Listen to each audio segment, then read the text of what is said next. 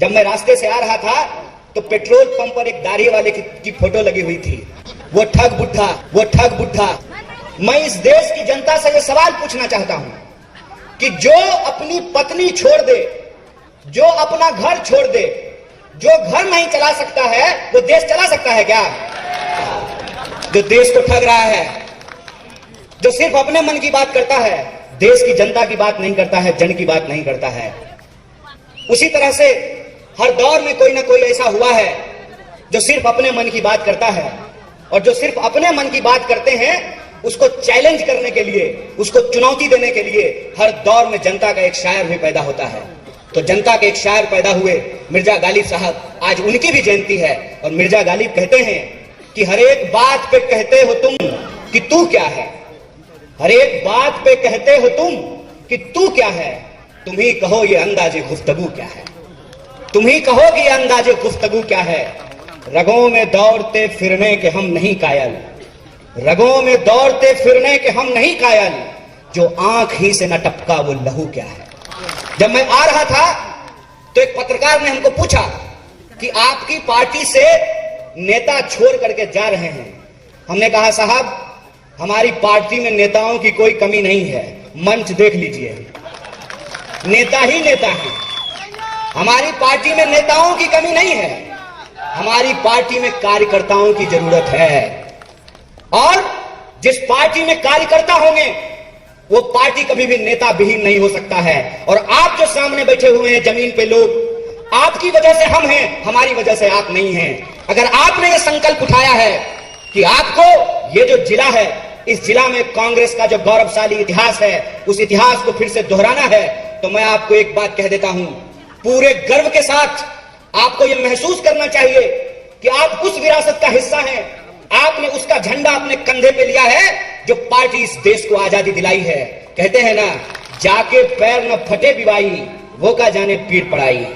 यहां माएं बैठी हुई हैं, इसीलिए कहते हैं कि जिन्होंने बीएसएनएल नहीं बनाया, जिन्होंने एयर इंडिया नहीं बनाया, जिन्होंने रेलवे नहीं बनाया, जिन्होंने पार्लियामेंट नहीं बनाया, जिन्होंने संविधान नहीं बनाया, जो इस देश की सड़कें नहीं बनाई, वो इस देश को बेच रहे हैं। ये लड़ाई सीधे तौर पर बेचने वाले और बचाने वालों के बीच में है। आप तय कर लीजिएगा आप किसके साथ खड़े हैं।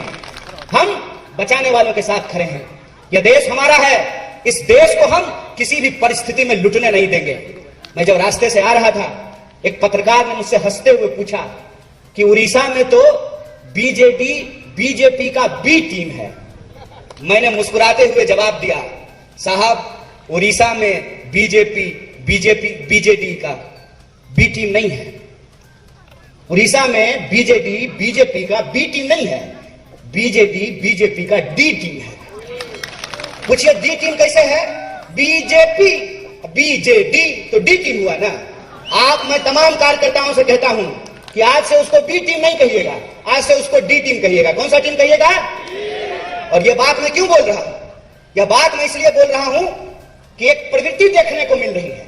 प्रवृत्ति क्या है कि आप जिसको अपना जनप्रतिनिधि बनाते हैं, उस जनप्रतिनिधि की कोई पूछ नहीं है। जनप्रतिनिधि सरकार चला ही नहीं रहे हैं। सरकार कौन चला रहे हैं? मुख्यमंत्री जी के दोस्त। और अभी एक वक्ता ने बातचीत करते हुए कहा, मुझे थोड़ी थोड़ी उड़िया समझ में आती है, मैं आपके मुख्यमंत्री से ज्यादा बेहतर हूं, मुझे थोड़ी थोड़ी उड़िया समझ में भी आती है। वो मुख्यमंत्री बने हुए हैं इतने साल से। यह सवाल उनसे पूछना चाहिए कि आप प्रदेश को कहां ले जा रहे हैं, आप प्रदेश के अंदर कौन सी परिस्थिति पैदा कर रहे हैं। और कहते हैं क्या कि जिसको बाल बच्चा नहीं होता है ना, वो चोर नहीं होता है। भाई, इससे बड़ा कोई झूठ नहीं होता है। मैं इस देश की जनता से यह सवाल पूछना चाहता हूं कि जो अपनी पत्नी छोड़ दे, जो अपना घर छोड़ दे, जो घर नहीं चला सकता है, वो देश चला सकता है क्या? इस भ्रम से बाहर आ जाइए कि जिसका कोई नहीं होता है, जिसका बाल बच्चा नहीं हो, जिसकी पत्नी नहीं हो, तो वो चोरी नहीं करता है। तो मुझे बताइए, अंगुली माल डाकू का बाल बच्चा था क्या? अंगुली माल डाकू की शादी हुई थी क्या?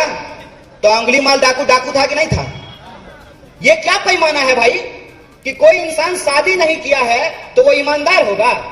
तो आप तमाम लोग जो यहां बैठे हुए हैं, शादीशुदा है कि नहीं है? शादीशुदा किए हैं ना? तो क्या आप सब लोग बेईमान हैं?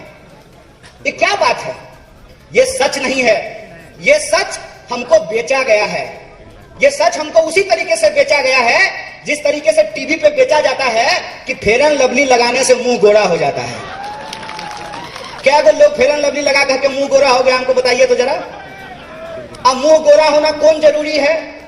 ये जगन्नाथ की धरती है, ये जगन्नाथ की धरती है ना। तो कृष्ण तो काले थे ना। मेरा नाम कन्हैया है, कृष्ण का वर्ण श्याम था कि नहीं?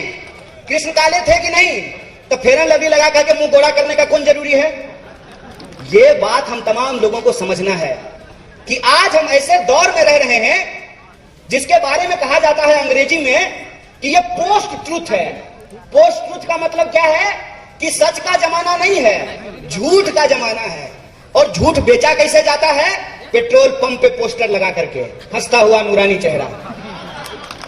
झूठ बेचा कैसे जाता है कि भारत की सरकार ने प्रचार पे 5,000 करोड़ रुपया खर्च किया है। कितना करोड़? 5,000 करोड़।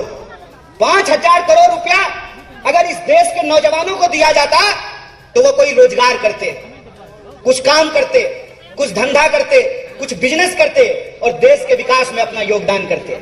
5,000 करोड़ इस देश की जनता को नहीं दी जा रही है, प्रचार करने के लिए पोस्टर लगाया जा रहा है कि अगर पोस्ट ट्रूथ का जमाना है तो कटहल के पेड़ के नीचे खड़ा होकर के 1,00,000 बार बोलेंगे आम है, आम है, आम है, तो कटहल आम हो जाएगा? आम होगा क्या? सच सच होता है और सच को कोई छुपा नहीं सकता है। और आज हम ऐसे दौर में हैं कि सच बोलने वाले लोगों के ऊपर फर्जी मुकदमा करके, यूएपीए लगा करके उनको जेलों में भर दिया जाता है। इसीलिए मैं कहता हूं कि दो देश की सबसे पुरानी पार्टी है भारतीय राष्ट्रीय कांग्रेस, इसका हाथ इसलिए मजबूत नहीं करना है कि हमको किसी को प्रधानमंत्री बनाना है। इसका हाथ हमको इसलिए मजबूत करना है कि हम एक ऐसा प्रधानमंत्री बनाना चाहते हैं जो सिर्फ अपने सूट का, अपने बूट का और अपने दोस्त का नहीं, जो देश का ख्याल रख सके, जो यह बात लोगों को बता सके, समझा सके और इस देश को इस रूप में बचा सके कि इस देश के अंदर चाहे टीका लगाने वाला हो या टोपी पहनने वाला, चाहे पूजा करने वाला हो या नमाज अदा करने वाला, चाहे दलित हो या आदिवासी, महिला हो या पुरुष, चाहे सिपाही हो या गृह मंत्री, चाहे एसपी हो या डीआईजी, चाहे साइकिल पर चलने वाला हो या फॉर्च्यूनर पर चलने वाला हो, हेलीकॉप्टर पर चलने वाला हो, यह देश हम सबका है और सबको बराबरी का अधिकार हमारे देश के संविधान ने किया है। और इस बराबरी के अधिकार को जो हमसे छीनेगा तो उनको मैं कह देना चाहता हूं कि हम उन पुरखों की विरासत को लेकर के चल रहे हैं। अगर हम 200 साल की अंग्रेजों की गुलामी से इस देश को आजादी दिला सकते हैं तो हमारी आज की आजादी छीनने वाली इस नई सरकार को भी धूल चटा सकते हैं। यही संकल्प आज लेने की जरूरत है। आखिरी बात बोल करके मैं अपनी बात खत्म करूंगा। एक बात याद रखिएगा, कोई भी मंजिल पे पहुंचने के लिए पहले कदम की जरूरत होती है। सामने जो बिल्डिंग बना हुआ है उस बिल्डिंग को एक एक ईंट को जोड़ने से बनाया गया है। इसीलिए मैं आप सबसे आग्रह करने के लिए आया हूं कि लोकतंत्र के लिए सिर्फ विधानसभा का चुनाव महत्वपूर्ण नहीं होता है, लोकतंत्र के लिए सिर्फ लोकसभा का चुनाव महत्वपूर्ण नहीं होता है, लोकतंत्र के लिए लोकल चुनाव भी महत्वपूर्ण होता है। इसीलिए मैं आप तमाम कार्यकर्ताओं से और इस प्रदेश की तमाम जनता से आह्वान करता हूं कि लोकतंत्र की मजबूती उसकी नींव में होगी और जो पंचायती राज व्यवस्था है वो लोकतंत्र की नींव है। इस नींव को हमको मजबूत करना है, कांग्रेस पार्टी को अपना समर्थन देना है और हमारे पार्टी के जो शीर्ष नेतृत्व है उनकी जो लड़ाई है, उसकी जो ईमानदारी है, उसको मजबूत करते हुए कांग्रेस पार्टी को मजबूत करना है, देश को मजबूत करना है। क्योंकि देश के लोगों से बनता है और लोगों का जो सवाल है वो सवाल है रोजी रोटी, कपड़ा, मकान, शिक्षा, स्वास्थ्य, सड़क, बिजली, पानी का सवाल है। अपने रोजी रोजगार के लिए, अपने हक और अधिकार के लिए, लोकतंत्र की सुरक्षा के लिए आप तमाम लोग हमारी पार्टी से, इस संघर्ष से जुड़े हुए हैं। इसको और मजबूत कीजिए, पंचायत में मजबूत कीजिए, विधानसभा में मजबूत कीजिए, लोकसभा में मजबूत कीजिए। क्योंकि आज देश की जरूरत कांग्रेस पार्टी की है, क्योंकि कांग्रेस पार्टी वो पार्टी है जिसने इस देश को बनाया है। 135 सालों में इस देश के हक और अधिकार के लिए हम लड़े हैं और आगे भी आप तमाम लोगों के हक और अधिकार के लिए लड़ेंगे। इसी आशा और विश्वास के साथ आप तमाम लोगों का शुक्रिया अदा करते हुए, धन्यवाद अदा करते हुए अपनी बात को खत्म करूंगा। शुक्रिया, इनकलाब जिंदाबाद, जय हिंद, जय भारत, जय उड़ीसा। सब्सक्राइब कीजिए न्यूज रिएक्शन चैनल को और प्रेस कीजिए नोटिफिकेशन बेल को ताकि आप पास के लेटेस्ट न्यूज अपडेट्स सबसे पहले